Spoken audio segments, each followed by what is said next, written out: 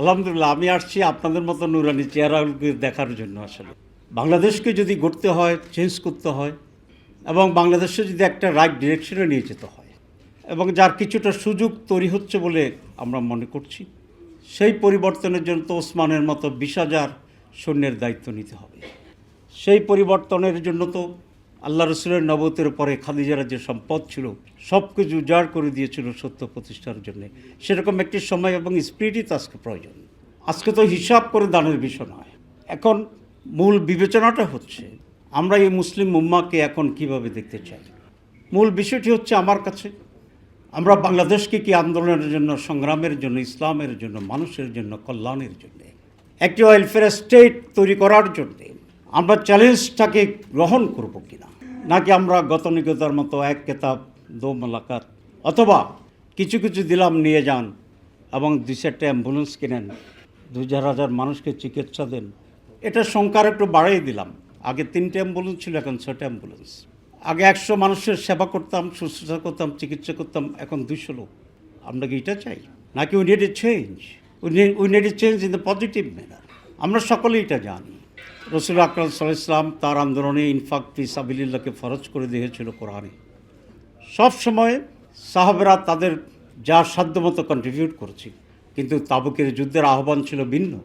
তাবুকের যুদ্ধে জাকাত আদায়ের কথা বলা হয়নি, তাবুকের যুদ্ধে সব কিছু নিয়ে ঝাঁপিয়ে পড়ার কথা বলা, সর্বোচ্চ ত্যাগের কথা বলা হয়েছিল। এবং সেই ত্যাগের প্রতিযোগিতায় আবু বকরের কথা আমরা জানি। আল্লাহ রসুল যখন জিজ্ঞাসা করছে তোমার পরিবারের জন্য কি নিয়ে আসছে, আবু বকর তো এই জবাবই দিয়েছিলেন, আল্লাহ এবং আল্লাহ রাসূলকে রেখে আসছে। এর মানে কি? এর মানে হচ্ছে আমি কোনো জাগতিক সম্পদ আমি রাখি আসি নাই।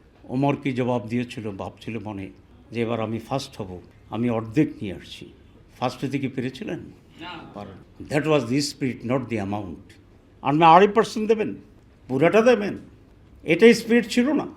স্পিরিটটা ছিল how much I can do, what I can do for. আমি তো মনে করি বাংলাদেশে সেরকম একটি সময় এসেছে আমাদের জন্য, যা বাংলাদেশ জামাত ইসলামী আন্দোলনের 85 বছর ইতিহাসে আর কোনো দিন হয় নাই। বাংলাদেশের স্বাধীনতার 54 বছরে আমরা কোনো দিন এই পরিবেশ পাইনি। আমাদের যখন 2জন মন্ত্রী ছিল, আমরা যখন সরকারে ছিলাম, এ পার্ট অফ গভর্নমেন্ট ছিলাম, সেদিনই বিএল কলেজে আমাদের ভাইদেরকে হত্যা করা হয়েছিল। সেদিনও রাজশাহী ইউনিভার্সিটিতে আমাদের ভাইদেরকে হত্যা করা হয়েছিল। সেদিনও না বিশ্ববিদ্যালয়ে আমরা আঘাতপ্রাপ্ত হয়েছিলাম। আমি কাকে কন্ডেম করার জন্য বলিনি, আমি বলেছি সেই দিনও আমরা আজকের মতো নিরাপদ ছিলাম না। আজ রাতে 3টায় ছাত্র শিবিরের কোনো একটি মানুষ, কোনো দাড়িওয়ালা মানুষ, টুপিওয়ালা মানুষ একা একা যদি ঢাকা থেকে টাঙ্গাইল হেঁটে যেতে চায়, আল্লাহর ভয় ছাড়া তার উপর আর কোনো ভয় নেই। সেটাই আমি বুঝাতে চাই। এটি এমন একটি মৌসুম, এমন একটি সুযোগ, এমন একটি এনভায়রনমেন্ট। আমি ইসলামী ছাত্র শিবিরের সভাপতিকে, নতুন সভাপতিকে আলহামদুলিল্লাহ অনেক ম্যাচিউর, অনেক অনেক ক্যালকুলেটিভ, অনেক আর্টিকুলেট, তাকে বলেছিলাম পরিবেশ কেমন তোমাদের। সে বলল যে পরিবেশটি এমন যে আমি যতদূর দৌড়াতে পারি ততটুকু আমার। তো কোনো মানুষকে যদি কেউ বলে যে তুমি যত দ্রুত যতদূর দৌড়াতে পারে সমগ্র জমির মালিক তুমি, এই কোন বেকুব হবে যে কিছু দূর যাইয়া বসে রেস্ট নিতেছে? এরকম বোকা লোক আছে? আমরা আজকের এই সময়ের, এই মুহূর্তের, এই বাংলাদেশের এই ইসলামী আন্দোলনের এই প্রেক্ষিতে আপনাদের কথা বলছি না, আমার কথা বলছি। সেই বোকা হতে চাই না যার কাছে অবারিত বিস্তৃত আদিগন্ত সম্পদের হাতছানি আছে, কিন্তু সে বসে বসে রেস্ট ইচ্ছার সময় কাটিয়ে দিচ্ছে। আমরা সকলেই জানি সম্পদ আল্লাহ দিয়েছেন প্রয়োজনে। সম্পদের প্রয়োজন আছে, নাহলে আল্লাহ দিবে কিনা? সম্পদ ইসলামী আন্দোলনের প্রয়োজন, সেজন্যই সম্পদ দেওয়া হয়েছে। হযরত খাদিজা রাদিয়াল্লাহু তাআলার সম্পদ সেদিন যদি আল্লাহর রসুলকে ইচ্ছামতো খরচ করার সেই অধিকার না দিতেন, সমাজে সেই সম্পদের মাধ্যমে যে ইজিনেস তৈরি হয়েছিল, কনভার্সন হয়েছিল, কনভিন্স হয়েছিল, মানুষ একটা পরিবেশ তৈরি করে দিয়েছিল, আল্লাহর রসুলের সেই সময়ের জীবনটি অথবা হয়তোবা আরও কঠিন হতে পারে। কি এক কৌশল! উচ্চবংশীয় নিঃস্ব এতিমের সাথে উচ্চ বংশীয় সবচেয়ে ধনী মহিলার বিয়ে আত্মীয়তা তৈরি হয়ে গেল, দুটি মিলে এক নতুন এনভায়রনমেন্ট তৈরি হয়ে গিয়েছিল। This is important. আজকে আপনারা তো এই আন্দোলনের সাথেই সম্পৃক্ত। আন্দোলন বলতে আমি জামাত ইসলামী বুঝাই না, আন্দোলন বলতে আমি নেজাম ইসলামীকে বুঝাই না, আন্দোলন বলতে আমি হেফাজত ইসলামকে বুঝাই না, আন্দোলন বলতে আমরা আল্লাহর দ্বীনের এবং বিধানকে বুঝাই। এখানে আমরা যারা আছি তারা তো সেই বিধানেরই ছাত্র, কি বলেন? সেই ঘরেরই তো আমরা বাসিন্দা। সে একই লক্ষ্যের স্থিরকৃত সিদ্ধান্তকারী মানুষই তো আমরা সেই জাত, সেই জাতি, দি নেশন, দি উম্মা। This is a Bangladesh version of the whole উম্মেটিক কনসেপ্ট অফ ইসলাম। সুতরাং জাকাত, আমি মাদানী সাহেবকে জিজ্ঞাসা করেছিলাম, ওনারা তো ইসলামের উপরে পণ্ডিত মানুষ, যে আল্লাহ রসুলের সময়, আবু বকরের সময়, ওমরের সময় যখন মানুষ বুঝছে ইসলাম, যখন মানুষ বুঝছে জাকাত, তারা কি স্বেচ্ছায় দিয়ে যেত নাকি এরকম মিটিং করে করে উদ্বুদ্ধ করতো? মাঝে মধ্যে হয়েছে কেউ দিতে চায়নি। আবু বকর আপনারা জানেন তিনি কি বলেছিলেন, যে শুধু একটা উটের রশিও যদি না আটতে হয়, উঠ তো দূরের কথা, তার বিরুদ্ধে জিহাদ। কারণ ইটস এ কম্পালসারি। আজকে মিটার ভিত্তিক যে বিদ্যুৎ, পেইড মিটার, যেটা প্রিপেইডের কথা আমি বলছি, শেষ হওয়ার আগেই তো আমরা গিয়ে পৌঁছে দিয়ে আসি, কারণ নাহলে তো অন্ধকার হয়ে যাবে। আল্লাহর সিস্টেম যদি এটা হইতো যে প্রিপেইড জাকাত যে দিবে না তার অটোমেটিক 7:37 গাড়ির চাক্কা বন্ধ হয়ে গেছে, হইতে পারতো না? এখনো পারবে না? পারবে। তাহলে আল্লাহকে তো এটাই বললে ভালো হইতো যে আল্লাহ জাকাত সিস্টেমকে আপনি প্রিপেইড করে ফেলেন, কি বলেন? তাহলে করলো না কেন? আল্লাহ মানুষকে পরীক্ষা করতে চায়, কাকে জান্নাত দেবে, কাকে জাহান্নাম দেবে। Otherwise everything was possible on Allah সুবহানাহু ওয়া তাআলা। আমাদের সেই কনসেপ্টে যেতে হবে। আমি কী করবো, দিস মাই ডিসিশন। আপনি কী করবেন, দিস ইজ ইউ ডিসিশন। কিন্তু এই কথাটি সত্য নয়। সত্য হচ্ছে আমাদেরকে মানতে হবে যেটা আল্লাহর ডিসিশন। তা আল্লাহর ডিসিশন মানলে তার কোনো ঝামেলা নাই। জাকাত তো আপনাকে দিতে হবে। আপনি বুলবুলকে দিবেন না, সেলিমকে দেবেন না, আব্দুর রহমানকে দিবেন না, আব্দুল সামাদকে দেন, দিতে তো হবে, কি বলেন? না দিলেও চলবে? দিতে তো হবেই। সেখানে তারা তো সহজ করে দিয়েছে যে আপনাদেরকে বসে বলতেছে ঠিক আছে আমাদেরকে দেন, আমরা আপনাদের ফরজের কাজটা আদায়ের সাহায্য করি। অনেকেই যখন আমরা ইয়ানতের কথা বলি তো মাঝে মধ্যে একটু হেসিটেট করে, তা বলো যে দেখো ইয়ানত তো তোমার দিতে হবে, ইনফাক ফি সাবিলিল্লাহ, এটা তো ফরজ। তো জামাত ইসলামী তো তোমাকে এই সুবিধা করে দিয়েছে যে তোমার ইনফাক ফি সাবিলিল্লাহ জমা দেওয়ার একটা ব্যবস্থা করে দিয়েছে, নাহলে তো সারা বাংলাদেশ খুঁজে বেড়াইতে হইতো যে আমি ইনফাক ফি সাবিলিল্লাহটা কোন জায়গায় দেবো। এই কাজটা তো সহজ হেল্প করে দিছে আমাদের, যেহেতু আমাকে দিতেই হবে। আর যদি এটা বিতর্কের প্রশ্ন আসে যে দিতে হবে কি হবে না, তাহলে আসুন আমরা আলোচনা করি। The Jamaat Islam is that organization which helps us to discharge our responsibility. It's a helping hand. It's a helping organization. It's a motivational organization. যে আমাকে বলছে আপনার কাজটা করুন, আমাকে বলছে খাও, তোমার ভাত খাও, বাচ্চাদের বলি না আমরা।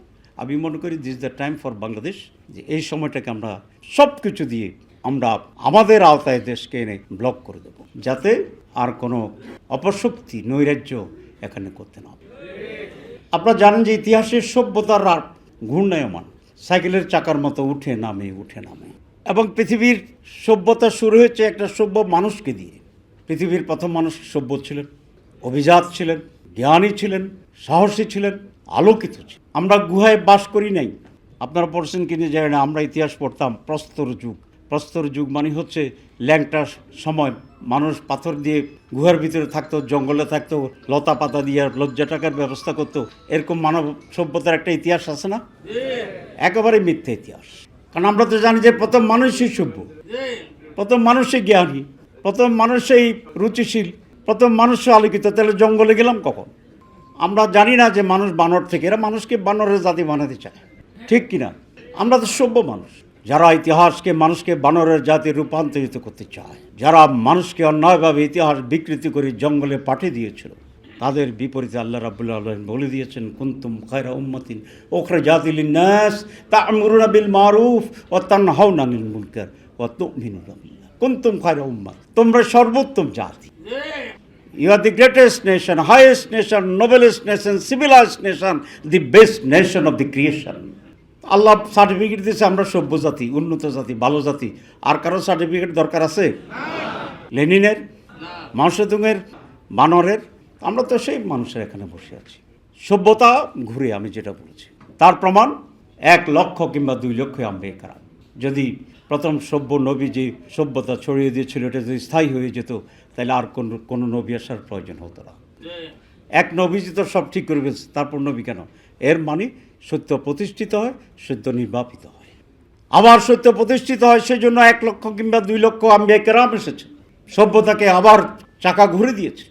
আর আমাদের নবী ছিল সবচেয়ে শ্রেষ্ঠ এবং সর্বোত্তম নবী এবং শেষ নবী। সেই জন্য আমাদের দায়িত্ব এসে গেছে, নাহলে আমরা অপেক্ষা করতাম আরও ইতিমধ্যে 100 নবী এসে যেত। আমরা শুধু নবীর হাত ধরে বায়াত গ্রহণ করলে আমরা বেঁচে যেতাম, কিন্তু নবী কি আর আসবে? ওই দ্য পিপল ওয়ালতাকুম মিনকুম উম্মাতান ইয়াদউনা ইলাল খায়র ইয়ামুরুনা বিল মারুফ ওয়া ইয়ানহাউনা আনিল মুনকার ওয়া উলাইকা হুমুল মুফলিহুন। নবী এবং রাসূলের বর্তমানে একটি দল থাকতে হবে, যে দল মানুষকে সত্যের দিকে আহ্বান জানাবে, মিথ্যা থেকে বিরত রাখবে, তারাই সফল কাম। আজকে এই সফল কামেরাই আমরা এই ঘরের ভিতরে বসে আছি। আমাদের কোনো ফেলিউর নেই, অনুশোচনা নাই। দেখেন, আমাদের এত লোককে মেরে ফেলেছে, আমরা কি অনুতপ্ত হয়েছি? আমাকে রিমান্ডে নিয়ে বলেছিল যে তোমরা আসো কি না, বলে মানে আমাদের কোনো সমস্যা নাই, আমাদের লোকদেরকে তোমরা যেন হত্যা করো। তার পিতা সে বলে আমি শহীদের গর্বিত পিতা। তো তাহলে তুমি তাকে হারাতে তো পারলো না। আমাদের যখন তোমরা এক হাত কেটে দাও, আমরা আল্লাহকে বলি আলহামদুলিল্লাহ, আমার এখনো আরেকটা হাত বাকি আছে। তুমি তারা কিভাবে পরাজিত করবে? আমাদের শরীর থেকে যখন রক্ত প্রবাহ বের হতে তাকে দেখি, তখন আমি বলি আমার শরীরে আরও 5 লিটার রক্ত এখনো বাকি আছে। এই জাতিকে তো পরাজিত করা যায় না, পরাভূত করা যায় না। সেই জন্য 15 বছরের নির্যাতন, শাহাদাত, ত্যাগ, কোরবানি, আত্মত্যাগ, হিজরত, সব কিছুর পরে বুলডেজার তো 32-এর আগে আমার সাতক্ষীরায় আমার আমিরের বাড়িতে বুলডেজার লুটপাট লণ্ডভণ্ড করে দিয়েছিল। কিন্তু সেই বুলডেজার আমার বাড়িকে নিশ্চিহ্ন করে দিয়েছে আর আমার হৃদয়কে প্রশান্তিতে ভরে দিয়েছে। তুমি আমাকে কিভাবে পরাজিত করবে? তুমি যখন আমাকে দেশে থাকতে দাও না, তখন আমি মক্কা ছেড়ে মদিনায় হিজরত করেছিলাম, আমি আবিসিনিয়ায় চলে গিয়েছিলাম, আমার সন্তান থেকে গিয়েছে, আমার স্ত্রী থেকে গিয়েছে, আমি তো পাড়ি জমিয়েছি সেই 7 সমুদ্র তেরণ। আমি তো সেই জাতি, আমাকে কিভাবে পরাজিত করবে? রাসূল আকরাম সাল্লাল্লাহু আলাইহি ওয়াসাল্লাম নবুয়ত প্রাপ্তির পরে বেশ কিছু সময় ধরে তার আন্দোলনের জনশক্তি ছিল মাত্র 5 জন। রাসূল ইসলাম স্বয়ং নিজে সেনাপতি, সভাপতি, প্রধান, একজন বালক হযরত আলী, একজন যুবক হযরত আবু বকর, একজন নারী হযরত খাদিজা, একজন কৃতদাস হযরত জায়েদ। এই 5 জনের কাফেলা মাত্র 21, 22, 23 বছরের এই স্বল্প সময়ের মধ্যে আরব বিশ্বের সারা দুনিয়ায় এমন এক পরিবর্তন আনতে পেরেছিলেন, যেই পরিবর্তনের বিশ্লেষণে মিস্টার হার্স 100 বুকে পৃথিবীর শ্রেষ্ঠতম মানুষ হিসাবে আমাদের রসুলের নামকে সন্নিবেশিত করেছিলেন। তিনি বলেছিলেন মোহাম্মদ কেন প্রধান 1 নম্বর। তার ব্যাখ্যা নিয়ে বলেছিলেন মোহাম্মদ এমন কিছু লোক তৈরি করতে পেরেছিল যারা পৃথিবীর ইতিহাসে সবচেয়ে সমুজ্জ্বল। তিনি তৈরি করেছিলেন আবু বকরকে, তিনি তৈরি করেছেন ওমরকে, তিনি তৈরি করেছিলেন আলীকে, তিনি তৈরি করেছিলেন ওসমানকে, তিনি তৈরি করেছিলেন খালেদ বিন ওলীদকে, তিনি তৈরি করেছেন লবিদকে, যারা সেই যুগের সবচেয়ে শ্রেষ্ঠ মানুষরা ছিল বিভিন্ন বিষয়ের জন্য। আজ এখানে আমরা 5 জন নই, আমরা 5000। আমরা 5000 নই, আমরা 5 লক্ষ। আমরা 5 লক্ষ নই, আমরা 5 কোটি। আসুন সেই তরিকায়, সেই আহ্বানে, সেই দর্শনে, সেই প্রজ্জ্বল প্রতিভায়, সেই আলোক বক্তৃতা আলোতে আমরা নিজেদেরকে সমুজ্জ্বল করে 5 জনের কাফেলা যে পৃথিবীতে পরিবর্তন এনেছিল, আমরা এই বাংলাদেশে লক্ষ কোটি মানুষেরা যারা আজকে আমরা এখানে আছি, তারা মিলে এই সামান্য 54 বর্গমাইলের এই ভূখণ্ডকে 18 কোটি মানুষের এই বাংলাদেশকে আবার সেই সোনালী স্বপ্নের কল্যাণের আল্লাহ রসুলের খেলাফত আলা মিনহাজুন নবুয়তের ভিত্তিতে আমরা এটাকে রূপান্তর করি।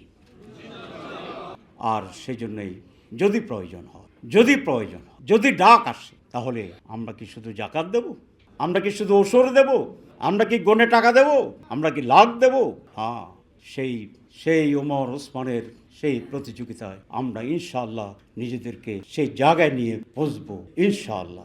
আল্লাহ রাব্বুল আলামিন আমাদের তৌফিক দান করুক। ডিসিশন আপনারা নেবেন।